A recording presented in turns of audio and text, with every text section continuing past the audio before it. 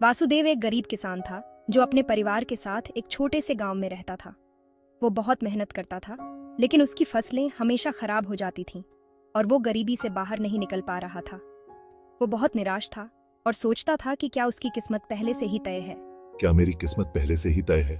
एक दिन उसने सुना कि भगवान बुद्ध एक पास के गांव में आ रहे हैं और ज्ञान की बातें बता रहे हैं। वासुदेव ने सोचा कि शायद बुद्ध उसके सवालों का जवाब दे सकें। वासुदेव ने बुद्ध से मिलने की उम्मीद की किरण को थाम लिया। वह जानता था कि बुद्ध के पास उसके सवालों के जवाब हो सकते हैं जो उसके जीवन को बदल सकते हैं। वो अपने गांव से निकलकर उस जगह पर पहुंचा जहां बुद्ध प्रवचन कर रहे थे। वहां का माहौल बहुत शांतिपूर्ण और सुकून देने वाला था। बहुत से लोगों से घिरे वासुदेव ने बुद्ध के शांत और दयालु चेहरे को देखा। बुद्ध की उपस्थिति में उसे एक अजीब सी शांति का अनुभव हुआ।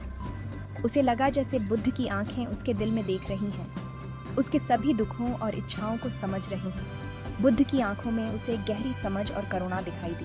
भगवान, क्या हमारा भाग्य पहले से तय होता है या हम इसे बदल सकते हैं? क्या हमारे प्रयासों का कोई महत्व है? मैं बहुत मेहनत करता हूँ, लेकिन मेरा परिवार गरीबी में जी रहा है। क्या मेरी मेहनत का कोई फल नहीं मिलेगा? क्या हम किस्मत के हाथों की कठपुतली हैं? क्या हमारे पास अपने जीवन को बदलने की शक्ति नहीं है? मुझे मार्गदर्शन चाहिए भगवान।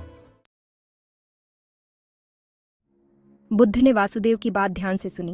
उनके चेहरे पर संवेदना के भाव थे। वासुदेव, तुम्हारा प्रश्न बहुत महत्वपूर्ण है।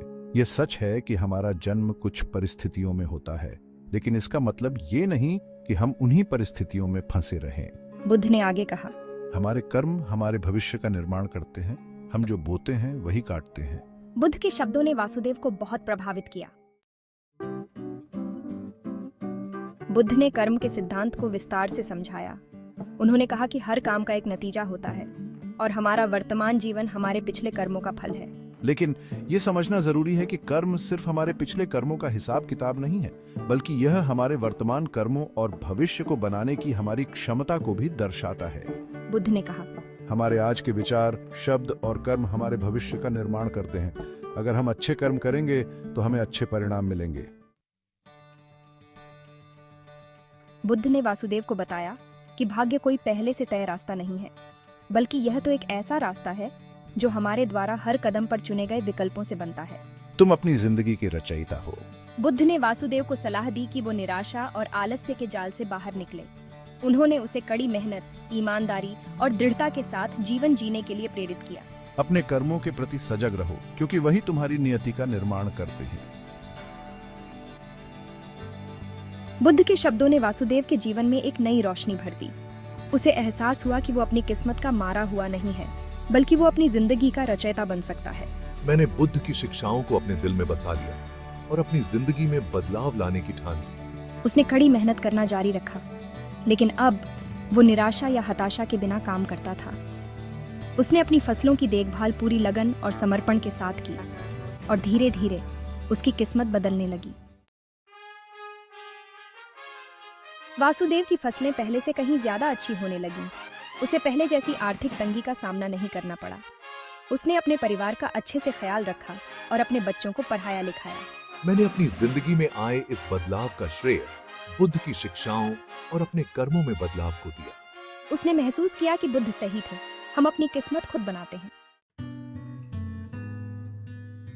वासुदेव की कहानी हमें कर्म और भाग्य के बीच गहरे संबंध को समझने में मदद करती है। ये दर्शाती है कि हम परिस्थितियों के गुलाम नहीं हैं, बल्कि हमारे पास अपनी जिंदगी बदलने की ताकत है। बुद्ध की शिक्षाएं आज भी उतनी ही महत्वपूर्ण हैं जितनी वो सदियों पहले थीं। वो हमें याद दिलाती हैं कि हमारे कर्म बहुत मायने रखते हैं और वो न सिर्फ हमारी अपनी जिंदगी को प्रभावित करते हैं, बल्कि हमारे आसपास के लोगों की जिंदगी को भी प्रभावित करते हैं। हमें अपनी जिंदगी के हर पल को एक मौके के रूप में देखना चाहिए, जहां हम अच्छे कर्म कर सकते हैं और अपने आसपास के लोगों के लिए एक बेहतर भविष्य बना सकते हैं। याद रखें, भाग्य कोई मंजिल नहीं है, बल्कि यह तो एक सफर है। यह सफर हमारे हाथों में है और हम इसे अपने कर्मों से आकार दे सकते हैं।